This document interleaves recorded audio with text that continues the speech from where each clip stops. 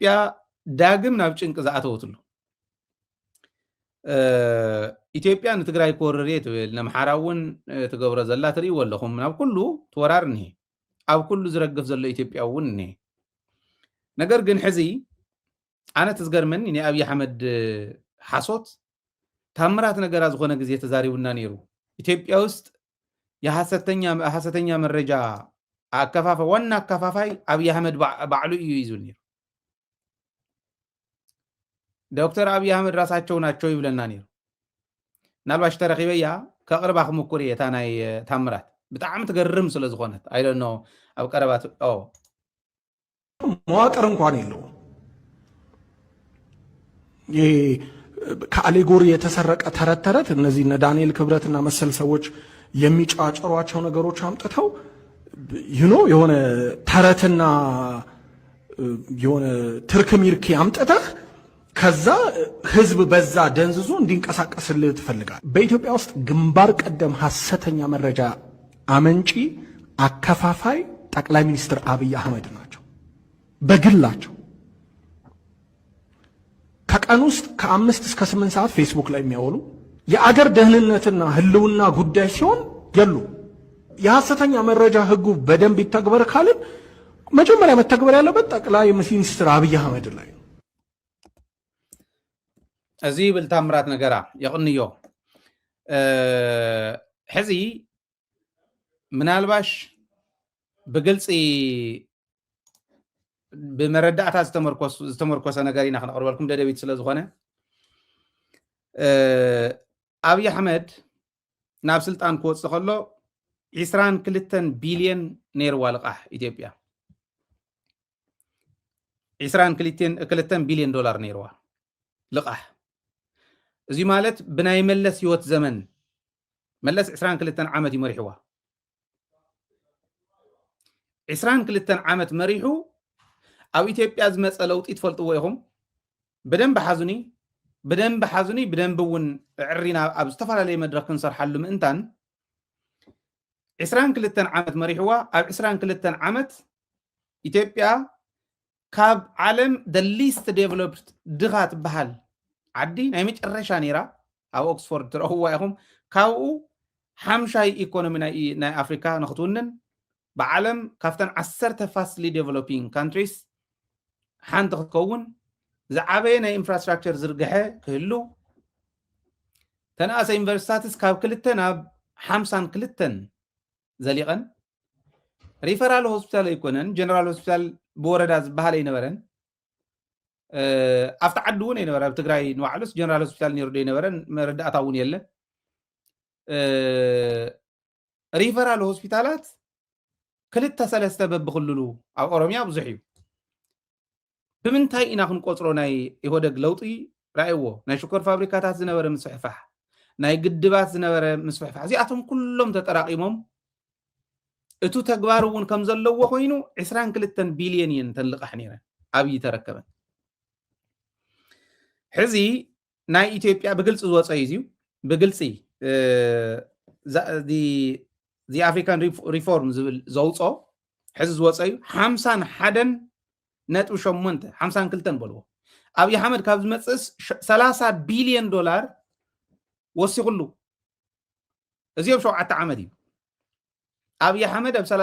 7 ዓመት 30 ቢልዮን ተለቂሑ እቲ ዝነበረ ልቃሕ ከዓ ምንም ዝተኸፈለ የለን በልዎ 52 ቢልዮን ወፂሑ እኒሄ ሕዚ ማለት እዩ እዚ ዚ ኣፍሪካን ሪፖርት ዘውፀ ይርኣይዎ ፍቲ ፔጅ ኮይድኩም ኣብይ ኣሕመድ ግን እንታይ ኢሉ ልቃሕና ከፊልና ነፃ ኮይንና ኢና በቃ ኢህደግ ዘምፆ ልቃሕ ይጠጠው ቢልና ነይሩ ዕቤት ዘይዓበና እምበር ንሕና ልቃሕና ወዲና ኢና ኢሉ ልክዕ እታ ታምራት ነገራ ዝበላ ሲሉ ቅጥዕ ዘይብላ ሓሶት ዝሕሱ ፈሽላኽ ናይ ሓሶት መለክዕ ናይ ዓለም ክኾን ይኽእል እዩ መዋቅር እንኳን የለው ተመልከት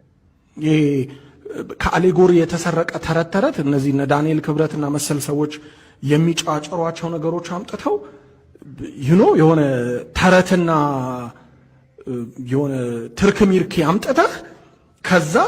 ህዝብ በዛ ደንዝዞ እንዲንቀሳቀስልህ ትፈልጋል። በኢትዮጵያ ውስጥ ግንባር ቀደም ሐሰተኛ መረጃ አመንጪ አከፋፋይ ጠቅላይ ሚኒስትር አብይ አህመድ ናቸው በግላቸው ዋው ከቀን ውስጥ ከ5 እስከ 8 ሰዓት ፌስቡክ ላይ የሚያወሉ የአገር ደህንነትና ህልውና ጉዳይ ሲሆን የሉ የሐሰተኛ መረጃ ህጉ በደንብ ይተግበር ካልን መጀመሪያ መተግበር ያለበት ጠቅላይ ሚኒስትር አብይ አህመድ ላይ ካብዚ ንላዕሊ ንቁሕ ትችት የለን ድማ ፕሮአክቲቭሊ ገና ሰብኣይዚስ ዜናታት ዘይሰምዑን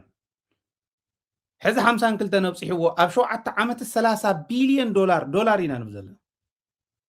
30 ቢልዮን ዶላር ልቃሕ እኒሄዋ ሕዚ ኢትዮጵያ እዚ ስለ ዘለዋ ይብሉ IMF ባዕሉ መፅያ ቀኒኣታ ዳይሬክተር ናብ ኢትዮጵያ ንኢትዮጵያ ክነልቅሕ ይንኽእልን ኢሎሙና ቶም መለቃሕቲ IMF ናይ ባዕሉ ይኮነን ዘልቅሕ መለቃሕቲ ዘምፅእ ናይ ፈረንሳይ ናይ ቻይናን መለቃሕቲ ሰባት ሰብ ሃፍቲ ሓቲትናልኩም ንኢትዮጵያ ክነልቅሕ ይንኽእልን ናይ ኢትዮጵያ GDP ክግመት ዘይኽእል ኮይኑ እዩ ኢትዮጵያ ልቃሓውን ክትከፍል ይከኣለትን እንዶም ኣብ 7 ዓመት ካብቱ ኣብ 20 ገለን ዓመት ዝነበረ 27 ዓመት ዝነበረ ናይ ኢህወደግ ዘመን ዕፅፊ ያ ተለቂሓ ዝኒሃ ስለዚ ክትከፍል ትኽእል ዓደ ኣይኮነትን ዘለዋ ሰላም ናይ ፀጥታ ሽግራት እኒህዋ ክትለምዕ ትኽእል ተይኮነትስ ናይ ምፍራስ ሓደጋ ዘለዋ ዓዲ እያ ክነልቅሕ ይንኽእልን ኢሎሙና ሰላም ኣመሓይሻ ኣብ ውሽጢ ዘሎ ናይ ውሽጢ ሰላም ኣመሓይሻ መረጋጋዕ ገይራ ልቃሕ እውን ክትመልስ ከም እትኽእል ዝነበረ ልቃሕ ክትመልስ ከም እትኽእል ምስ ረጋገፅና ኢና ክነልቅሕ ንኽእል እምበር ኣይኸውንን ኢሎሙና ይብሉ ነዚኣ ሕዚ ካቢነ ኣኪቡ ኣብይ ኣሕመድ እዚኣ እዛ ሰበይቲ ከምኡ ምስ በለት ካልኦት ልቃሕ እውን ክረኽቡ ዘይኽእሉ ምዃኖም ምስ ረጋገፀ ኣኪቡ ኣሜሪካ ድጋፍ ክትገብረልና እያ ይብል ናይ ኣሜሪካ ድጋፍ ትንፋስ ክወና እዩ ስለዚ ተለይልና ናይ ወያነ ጉዳይ ናይ ካልእ ጉዳይ ንገሊኦም ብዕርቂ ነቶም ዝቐረባ ዘለው ናይ ወያነ ከዓ ብኩናት ጠጠው ክነብሎ ክንክእል ኣለና ይብል ብኣግባቡ ልቃሓ ምምሕዳር ተዘይክኢላ ግን እምብለ ኢሎም መለቃሕቲ ኣብ ዝኣበይሉ ኩነታት ዘላ ዓዲ እያ ከምኡ ትብል ዘላ ማለት እዩ እና ተዓደበይ ከም ዘላ የርእየና ተሓሶት ናይ ሰብኣይ እውን የርእየና ንቐፃሊ ኢትዮጵያ ከምዚ ዝበለት እንድሕር ኮይና ቀፂላ ዋይዝሊ እንተተመሪሑ ናይ ትግራይ ጉዳይ ቀረባ እዩ ናፅነትና ምክንያቱ ዲፕሎማሲ ከመይ ከም ዝስራሕ ልምዓት ከመይ ከም ዝመፅእ ፓርትነርሽፕ ከመይ ከም ዝስራሕ ዝፈልጡ ውሕሉላት ዲፕሎማት ዘለዎ ዓዲ ስለ ዝኾነ ትግራይ ዝብል እምነት ኣለኒ ኣብዚ ርእቶኻ ተቐምጥ ትኽእል ኢኻ ሚኪ ሓንቲ ምስኡ ግን ሓዊስና ክንሪኣ ምስ ሰዓትና እውን ተወሰነ ሓደ 10 ደቂቃን ወላ 5 ደቂቃን ካምፔን ክንጥቀም ሕዚ እውን ይኣቱ ኣለው እዮም ተኣኼባ ናይ ኣፍሪካን ዩኒየን እውን ስለ ዘሎ ምስ ኣብይ ኣሕመድ ክዘራረቡ እውን በዓል አንቶኒዮ ጉተሬዝ ኣትዩ ኣሎ ትማሊ ኣትዩ ትማሊ ምሸት ኣትዩ ናይ ፈረንሳይ ፕሬዚደንት እውን ክመፅእ እዩ ናይ IMF ዳይሬክተር እውን ከምኡ መፅያ ኣላ ንአንቶኒዮ ጉተሬዝ ከም ትሪእዎ ዘለኹም ተመስገን ጥሩነህ ምክትል ቀዳማይ ሚኒስትር ናይ ኢትዮጵያ እዩ ተመስገን ማለት እንታይ እዩ ዝብል ኣብይ ኣሕመድ በየአካባቢው በገንዘብ የሚገዙ ቡችሎች ባሉበት ዲጂታል ዘመን ስለዚህ የሚዲያ አጠቃቀም ችግር የለብንም እነሱን መጠቀም ነው ቡችሎች ይዝብሎም ዋላ ነቶም ናህን ሃዲሞም ንአዲስ አበባ ዝኸዱ በብኸባቢ ብልሽተን ገንዘብ ዝግዝኡ ቡችሎች ኣለው ብኡ ጌርና ቦኦም ጌርና ክነስርሖ ኢና ናይ ሚዲያ እዩ ዝብል ኣብይ ኣሕመድ anyway ኣምሓራ ህዝቢ ኣምሓራ ሸይጡ ዝኸደ እዩ ተመስገን ጥሩነህ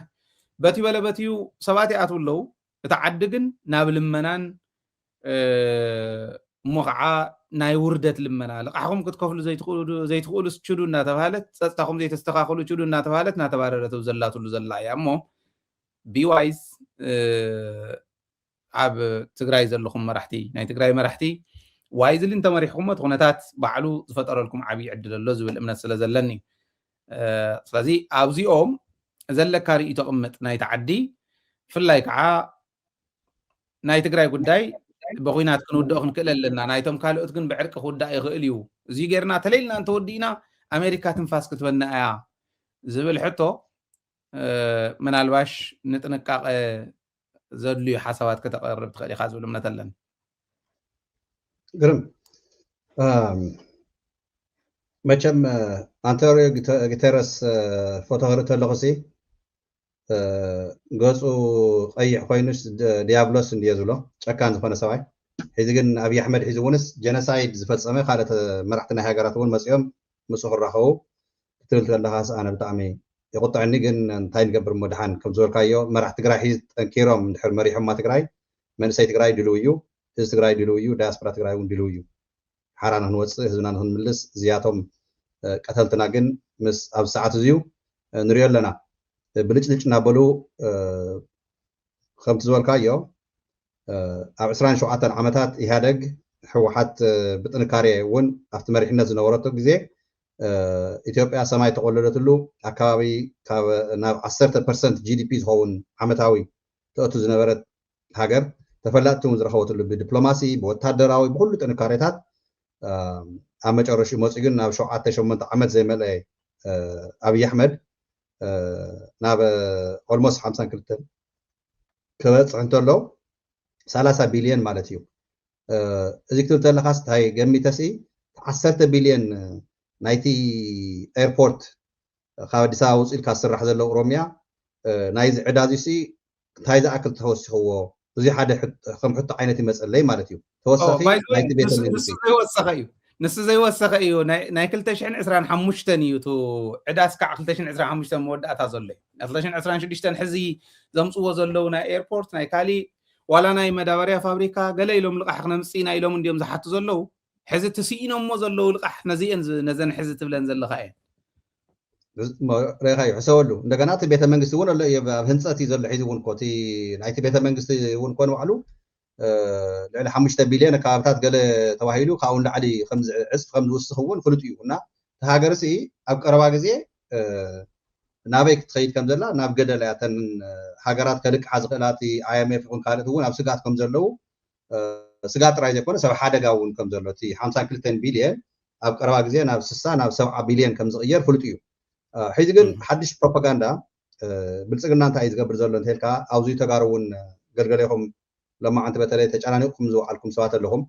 ناي أمريكا بداية تأيوز بالله تمالي بدن بغير ناي قرص ناين أزياني اشتاي كتكر ونياتو تقرأوا أبقى أرسل له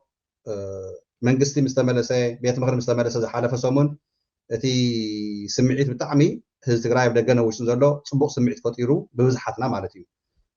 دقيق خلينا نتنفسينا سرعة تقرأي خبريو حق تقرأي خبريو سراوتنا خبريو مابتنا خبريو زبل منفس صبق منفس نيرو أبزا خلطة سلسة مع زي خانية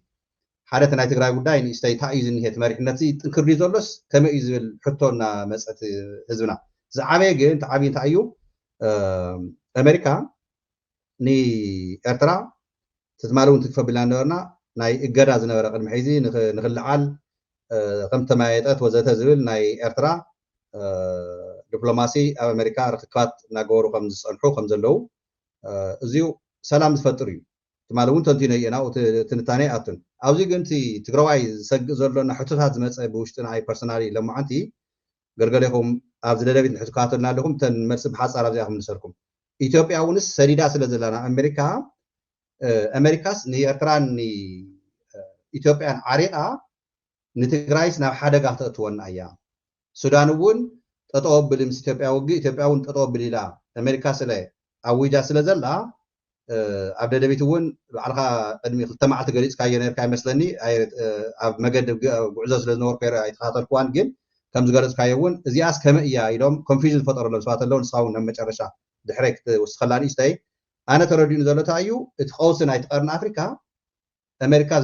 سجى أطلع بتلاقي تغير بعرض مارس قرص هو مارتيو نزيو وحس قناة سلام نفتر ينبر أمريكا نيرتران ني بلسقنان عريقة نتقرأي نخن وقع نحن زي تحساسوانا ينبر أمريكا تكون يوروبا تكون وزته أبناء تقرأي زنوري جنساهيد مسعيد حنتنا صورة أنا كدحنا نازخد ناتنا حبرت ناتنا تنكاري ناتنا مريحنت ناتنا حزبي سراويتنان ودبنان كادت ودباتون أما تكلم عدم زلو خوينم زقافت زقارس زلو دياسبرا تقرأيون أو تسلفوا ميديات ناي تقرأيون بلبي ناي بحق زقارس زلوا ده دبيت كان كم ساتلايت تلفزيون أزيو حيزنا أنتم مقالي محور ميديات نتفضل لكم حافشاوي تقرأين هزبنان نحرق قديمنا خالي أمون قنا زمس بونس يكون حساب مفلا يكون أزيو حاجر حلفان حرزهيمنا تطنكارينا بعلنا انا نوصو لك امريكا تلينا يا خالد هاجرات يلينا سلازيو ابزي تسوقو زلخم ግን نحنا እቲ ሰላም ዘላቀ ጽምዶ ኢልና ጎስጓስ እናገበርና ልመጻና ገልገሌና በተለይ ኣብዚ ወደደይቱ እንደጋጊምና ኢልና ይና እቲ ካይዳ የማዓራረ ይነርምበር ጽምዶ እንደልን ዝበላ ካልሆነ ይነበረን ሶ ኤርትራ ምስ ብልጽግና ተዓሪቃ ተመሊሳ ንትግራይ ክወቅ እያይልኩም ተሐሰባት እዚው ገይጋ መረዳታን ገይጋ አተሐሳስባን እየገረ ዝወስደ አነ ከም ወድቀይ ማለት እዩ ንምንታይ ብልጽግና መንተንፈሲ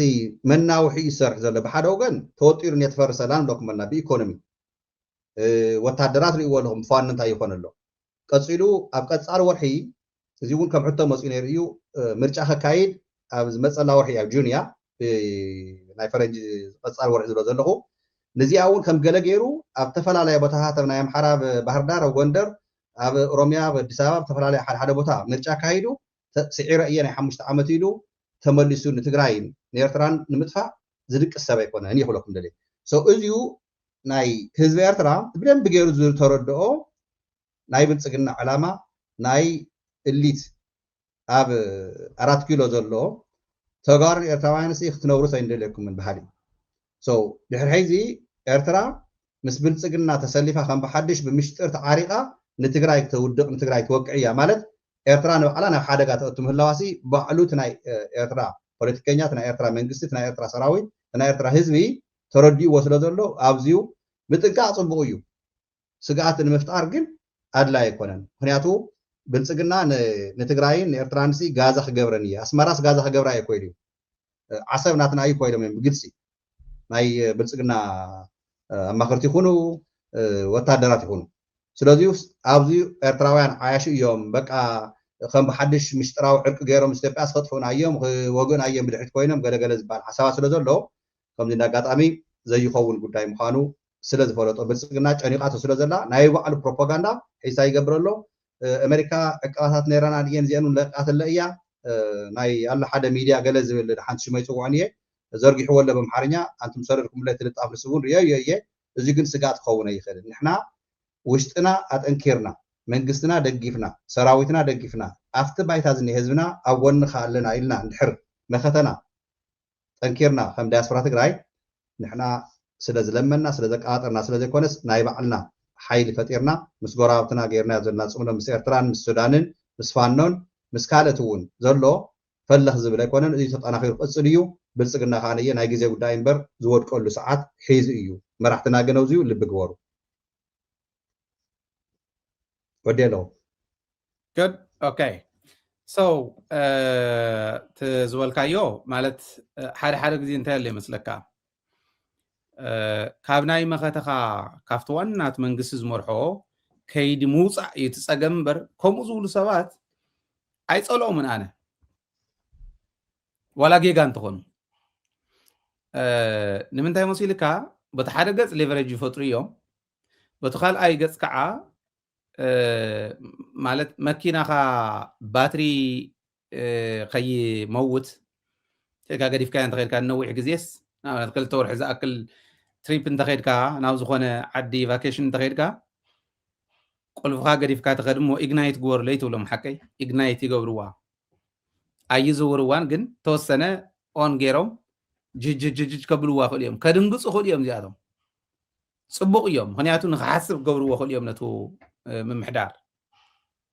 መንግስቲ ትግራይ ፖለቲካ ኩሉ ግዜ ፎር ግራንትድ ንወስዶ ነገር ኣይኮነን ቀዋሚ ጸላእን ቀዋሚ ፈታውን የለን ናይ ህዝቢ ትግራይን ህዝቢ ኤርትራን ምቅርራብ ብናይ ፖለቲከኛታት ኣፈላላይን ፍቅርን ክውሰነ ይግብኦን ነይሩ ግን ተወሲኑ ጸኒሑ እዩ ክልቲኡ ህዝቢ ተፈላልዩ ጸኒሑ እዩ ዋላ ናይ ህዝቢ እንተዘይኮነ ተተሓሳስባ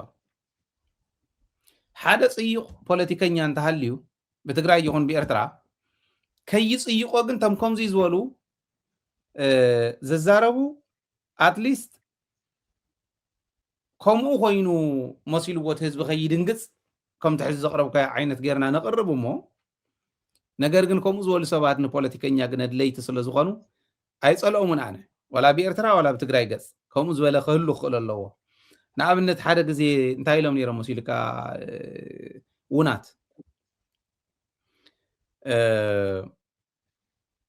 ቃል በቃል ረሲዐያ ኣለኹ ግን ዓርሰ ምርኮሳ መሰረት ዝገበረት በቃ ብደንቢ ስትራቴጂክሊ ወሲንካ ኣብ ዓርስኻ ዲፐንድ ምግባር ናብዚኡ ነይ ንኺድ ዝብል እዮም መውፅኦ እሞ ነዚ ገጽ ዝኸደ የለን ፍጹም ዶ ዝብል ኦልሬዲ ኣብ ቦርደርና ንራኸብ ሰላም ንፍጠረ ቦርደርና እዩ እቶም ዝሃደሙን እነዘይ ግን ከይዶም እዮም ደጀን በዓል ዘቕረቦ እዩ ታሹም ረሲዐያ ኣለኹ እንታይ ምእኹልነት ስልታዊ ምእኹልነት ድዩ ገለ ዝብል ምእኹልነት ኢሎም ኣውፅኦም ምእኹልነት ማለት በቃ በዓልና ኢሎም ተንቲኖም ነይሮም ሕዚ ትኽክል ኣይኮነን ማለት ክትቅንስ ኣለካ ብየማን ይኹን ብፀጋም ዘሎ ፀላእ ክትቅንሰሉ ትኽእለሉ ስትራቴጂ እንተዘይተጠቒምካ ፀላእ ከም ዘለዎ ይኹን ንሕና ስኢልና ንፋተግ ምስ ፀላእ ክትብል ኣይትኽእልን ጌጋ እዩ ብኣናሊሲስ ደረጃ ግን ከምኡ ዝበለ ሓይሊ ኣፍታ ቅዋሞም ፀኒዖም ከይዶም እንተዝኾኑ ስልታዊ ምእኹልነት ገይሮም በቃ በዓልና ኢና ኢሎም ነቲ ውሽጢ ዘሎ ከላዓሉልካ ይኽእሉ እዮም በቲ ሓደ ተዘይኮይኑ ሌቨሬጅ ፈጥሩ እዮም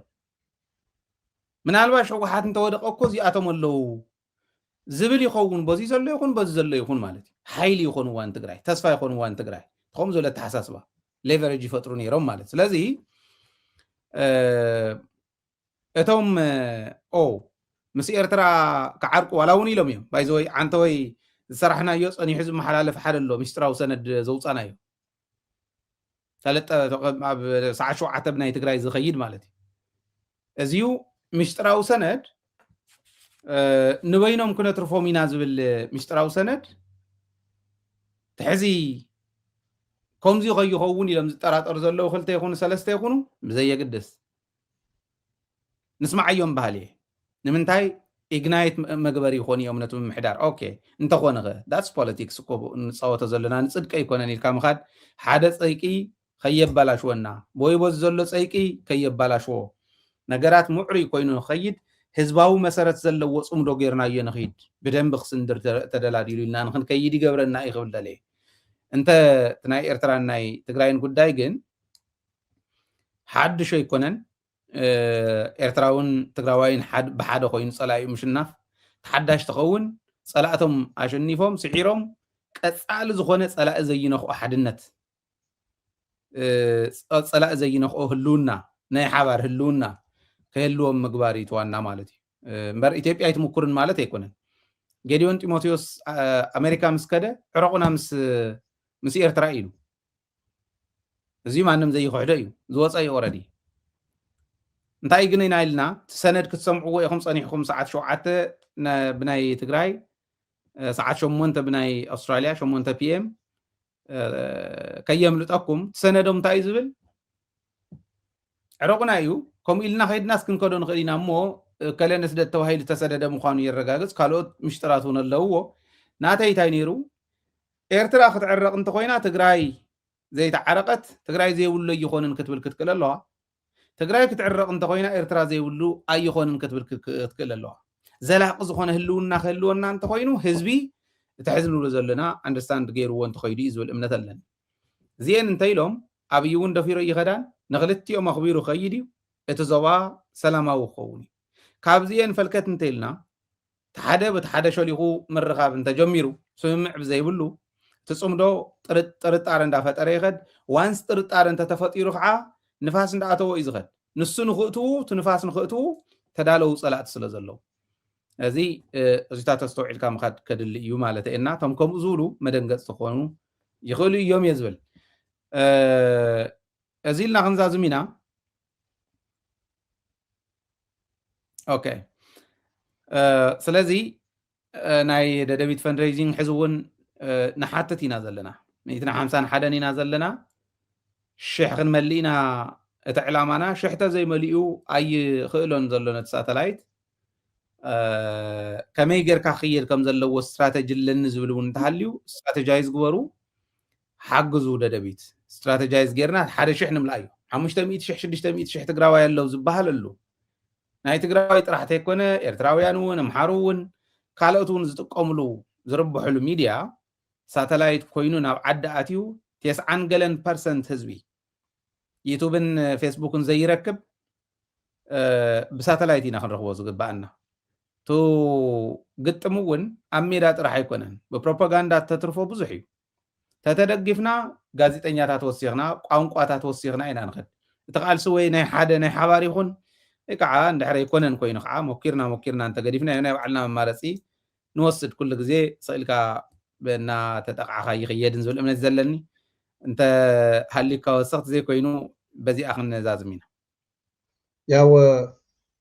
እቲ ደጋጊምና ንብሎ ያው ስፖርት ትገብሩ እቲ ሚድያት ሳተላይት ንተዓቢ ፕሮግራም ደጋግሞ ናቱ ክፍያ ሓገዛት ትገብሩ ድልዋት ኮንኩም ኣባላት ኮይንኩም ወይ ከዓ ብሓደ ግዜ ብርክት ዝበለ ሓገዝ ጌርናስ ናይ 2-3 ሰባት ሸፊና ናይ ባዕልና ጌርና ናይ ሓደ ዓመት ከበር ትገብሩ ተደሊኹም እውን እንታይ ኣለዎ ሓደ 2-300 ዶላር ብሓደ ግዜ ብዙሕ ትጎዳ ኣይኮነትን እያ ወይ ከዓ በወርሒ ተኮይንኻን መምኢቲ ናብ 1000 እንድሕር ኣምፂናዮ ወይ ድማ 500 ጥንክር ዝበልኩም በቢ 20 እንተ ኮይኑ ያው ከበር ይገብሮ እዩ ሰዚያን ምግባር ተን ኣካውንት ተረይለ ክነግረኩም ብትሕተይ ትሪእዋ ዘለኹም ፔይአይዲ ትብለላ ኣብ ኣውስትራልያ ኣብ ኒውዚላንድ ኮይንኩም ሓገዝ ክትገብሩ ፃውዒት ንገብረልኩም 0421 85 30 61 እያ ትብል ብሃይለ ትሕቲኡ ዝኒሃ ኢሉ ወርየና እዩ ንሳ ተሪእኹማ ዜል እያ ትብል ዘላ ድሕሪ ዜል እንታይ ትብል ዘላ ሃይለ ዳት ፎር ዳት ሂወት @gmail.com ትብለላ ካብኡ ቀፂልኩም ኣብቲ ናይ ዩቱብ ትከታተሉና ዘለኹም ክሊክ ተገርኩም መብታሕቲ ኣነ ንባዕለይ ብዙ ስክሪን ስለ ዝኒሀኒ ይሪኣ ኣለኹ ሒዚ ኣብታ ናይ ደደቢት ትዘላ እንታይ ከም ትረኽቡ ምስለኩም ጎፋንድሚ እንሄ እዩ ፔይፓል እውን እንሄ እዩ ብዙ ደረጃ እውን ኣብ ኣሜሪካ ዘለኹም ፔይፓል ትዜል ከም ኣፕሽን ውሰድዎ ትጎፋንድሚ እውን ዓለም ሙሉእ ከም ዝሰርሕ እዩ ሓበሬታ ዘሎ በአሜሪካ ትክክለኛ ይሰርሕ ምዃኑ እቲ ጎፋንድሚ እውን ይፈልጦ እየ እቲ ሕርያ ግን ብዜልን በቲ ፔይፓል እንተትገብሩ ኣሜሪካ ዘለኹም ብዝቐለለ ተሓገዝ 100% ፐርሰንቴጅ ዘይብሉ ቀጥታ ናብቲ ሓገዝ ይኣቱ ማለት እዩ ተረፈ ያው ፅቡቅ ፃኒሑ ነይሩ ኣየና ንጠንክር ትግራይ መንግስታ ሒዛ ሰራዊታ ሒዛ ህዝባ ሒዛ መሰሲላ ክትወፅያ ካብ ዝስቃይ መከራ ጥርጥር የብሉን ትግራይ ተዕወት